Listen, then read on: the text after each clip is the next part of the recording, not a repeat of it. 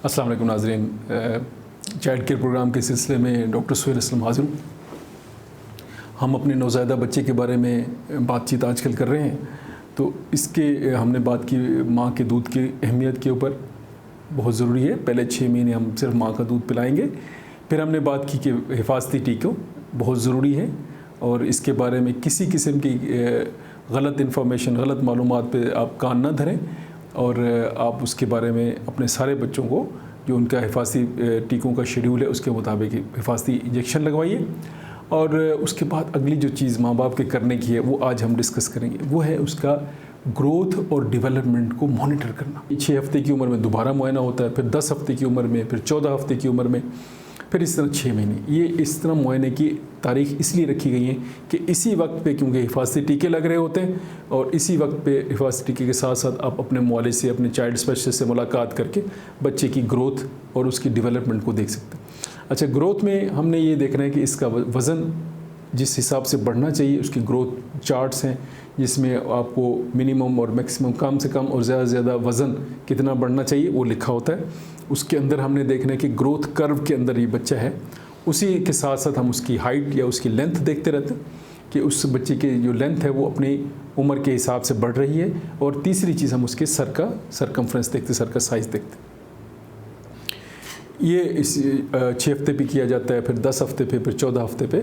और दूसरी ज़हनी अर्तका डेवलपमेंट, उसको देखना है कि बच्चे ने कब आपको स्माइल देना शुरू की, कब आपके साथ आई कांटेक्ट करना शुरू कर दिया, कब बच्चे ने अपनी गर्दन संभालना शुरू कर दी, कब आपकी तरफ देख के स्माइल करना, हंसना शुरू कर दिया, कब उसने अपने मर्ज़ी से और अपने सपोर्ट के बगैर बैठना शुरू किया और कब सपोर्ट के साथ बैठना शुरू किया। तो ये मोटे मोटे 2-4 चीज़ें मैं आपको बताना चाहूँगा कि सबसे पहले हम देखेंगे कि माँ की तरफ उसकी तवज्जो कब होना शुरू हुई। माँ के चेहरे को देख के उसकी एक आँखों के अंदर जो चमक और एक फेस पे स्माइल आती है वो किस एज पे आती है, ठीक है। ये आम तौर पर पहले 4 हफ्ते में आ जानी चाहिए।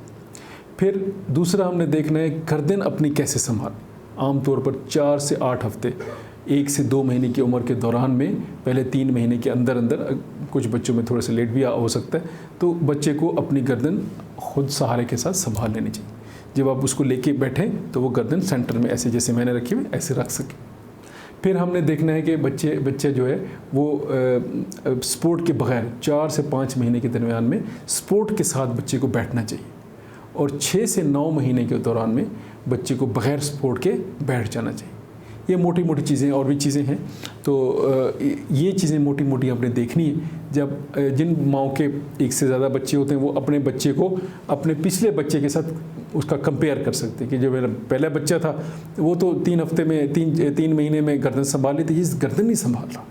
और जो पहला बच्चा था वो उसने तो 6 महीने पे बैठना शुरू कर दिया, ये बैठ नहीं रहा।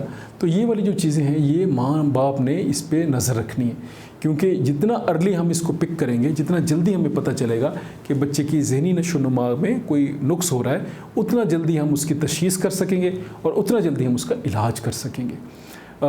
तो ग्रोथ और डेवलपमेंट, इन दोनों चीज़ों को हमने मॉनिटर करना है पहले साल के अंदर की ये चीज़ें हैं। तो 6 महीने तक की हम क्योंकि बात कर रहे हैं, तो 6 महीने तक हमने इसको बहुत क्लोजली करना है। जब 6 महीने का बच्चा हो जाता है तो अगला जो 6 महीने उसमें 2 दफ़ा मुआयना किया जाता है, 9 महीने पे और फिर साल पे।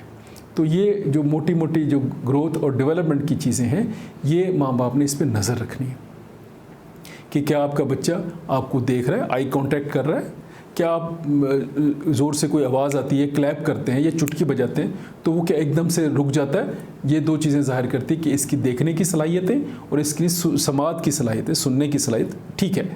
फिर इसी तरह हमने देखना है गर्दन दरमियान में संभालता है, इसका मतलब है इसका जो मोटर सिस्टम है, जो जिस्म को चलाता है, जो मसल वाला ब्रेन के साथ जो ताल्लुक वो ठीक डेवलप कर रहा है।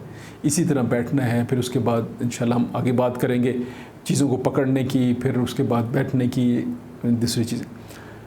इसी तरह हमने इसके तालू पे नज़र रखनी, जो हम सर की हड्डी के दरमियान एक सुराख सा होता है जिसको हम तालू कहा जाता है आम ज़बान में, उसको देखते रहना चाहिए। वो आमतौर पे हिलता रहता है, तो इस पर कोई परेशानी की बात नहीं है।